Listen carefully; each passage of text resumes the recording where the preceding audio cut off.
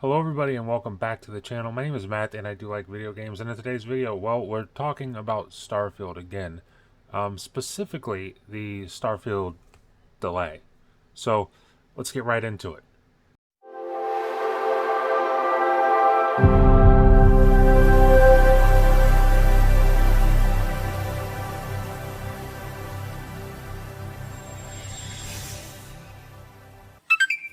Okay guys, I'm here to talk about the Starfield quote-unquote delay because I think a lot of people online are having full-blown breakdowns about this right about now. And I'm not going to point anybody out specifically. I don't want to be disrespectful, rude, or anything. But if you hop over on Twitter, you will see what I'm talking about very quickly. And it's on both sides of the spectrum. You've got people on one side who are vehemently defending the delay, which I don't think delays need defended. I don't know, maybe that's just me. And then you've got the people who are just, obviously doom and gloom. Oh, another delayed Xbox game, another delay for Starfield, what an L. You've got people on both sides of this. And what I want to do now is read what I posted on Twitter, because I did post my thoughts on this whole debate, I guess you could call it, on Twitter, and I'm going to expand on it because you can only do so much when you're posting on Twitter. But I said, just being honest, folks, I get the frustration with Xbox and delays, especially in this instance. This is the second delay for Starfield, but I don't think folks understand how huge this game can be. If this game is what it's supposed to be, it's not going to be a one and done type of game. I also used Skyrim as an example. I said, if Skyrim got delayed 11 years ago, out of 2011 and into 2012, no one right now in 2023 would care about that. We wouldn't give a shit about that. They've released it like 6 times over at this point. It's one of the most successful games of all time. Delays really do suck, but waiting a few extra months for a polished product that will give you decades of enjoyment is much better than just getting a rush product. Now that's what I tweeted, but I do want to expand on it. I want to expand on what I'm actually talking about here. So everybody's frustration with this seems to stem from Microsoft's comments last showcase during June, which was, oh, what you see at this showcase will be playable in the next 12 months. Now, Starfield releasing in September, that's actually like 15 months, 14, 15 months. That's 15 months after last June. And listen, I've seen even the most hardcore of Xbox fanboys very upset about this, like furious, livid about this. And let me just really quickly explain why I'm not upset by this. I said this in my tweet, I don't think people fully grasp how big Starfield is going to be. Not just like obviously literally, like literally it's going to be the biggest game Bethesda's ever made, just in terms of its literal size. But that's not what I'm talking about.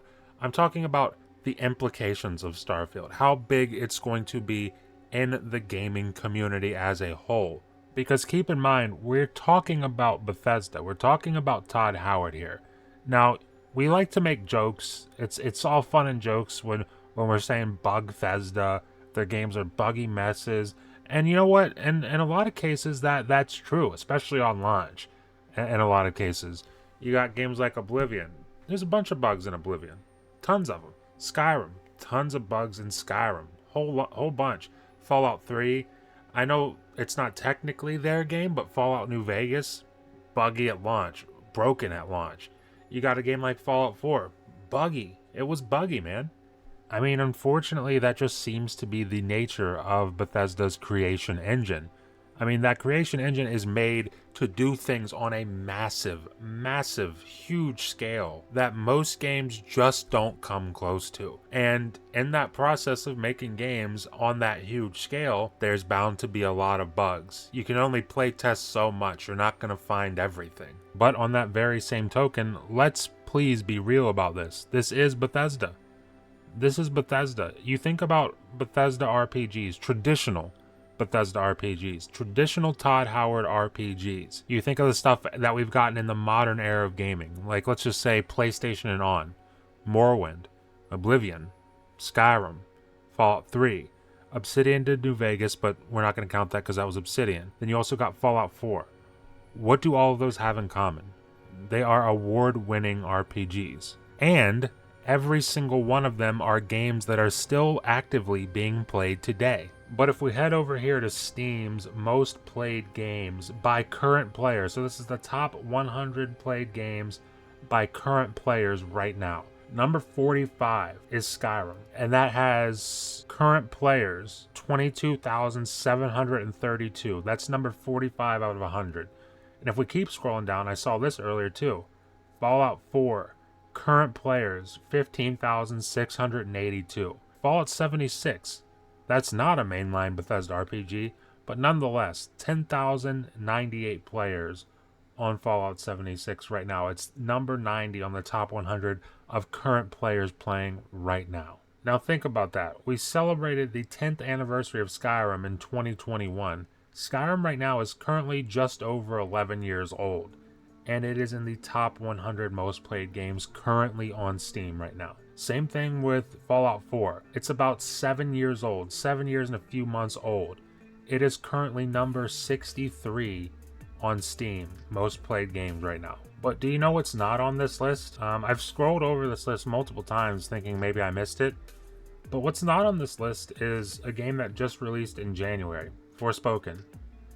And that's not me shitting on Forspoken. I think it actually looks pretty fun, and I'll probably buy it once it goes on sale. But it's like, that game just came out. Games like that come out all the time. They come out and they're gone. They're just kind of gone from memory. But just to show that this isn't some sort of weird fanboy BS on my part, you know what other game isn't there that just recently released is HiFi Rush. Now, I beat HiFi Rush. I loved it. One of my favorite games of the year so far.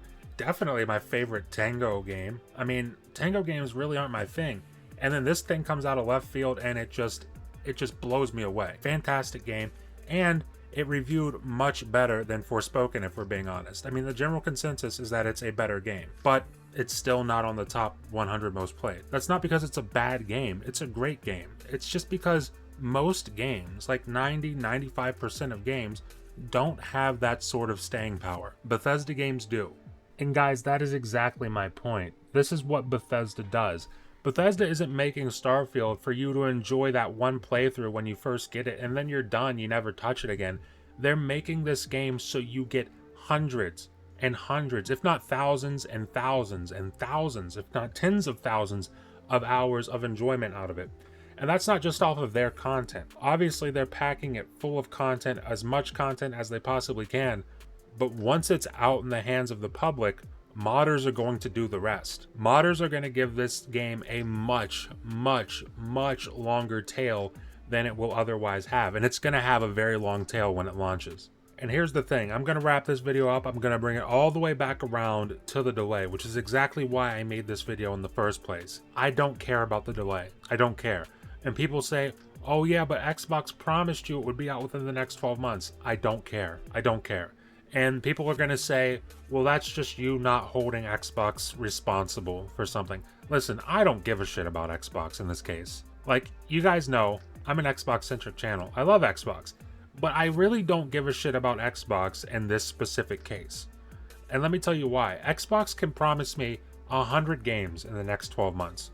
If one of them is Starfield, and it gets delayed out of that 12-month window, I do not care. I do not care. It's because it's Bethesda. It is because it's Bethesda that I don't care. Because I know what Bethesda does. And I don't want them to rush up what they do. I don't want them to speed up the process of what they do just to meet some arbitrary time frame that Xbox came up with. I do not care if they meet that time frame. Like I said, whenever they announced Starfield was being delayed from November 11th, 2022, I fully expected November 11th, 2023 to be the date. The fact that it is before that, I'm ecstatic. That's a win. I'm happy. But listen, guys, that's just me. Leave a comment down below and let me know how you feel about everything. Maybe you completely disagree with me, and that's okay if you do. But leave a comment down below. Let me know how you feel. Leave a like if you like the video. And if you're enjoying this kind of content and you want to stay up to date with it going forward, the best way to do that is consider subscribing, consider ringing the notification bell, because that helps you stay up to date with everything that's happening over here on the channel, and it helps me get these videos out to more people in the long run, which is exactly what I want to be doing. And with that being said, thank you for watching, and I will see you in the next video.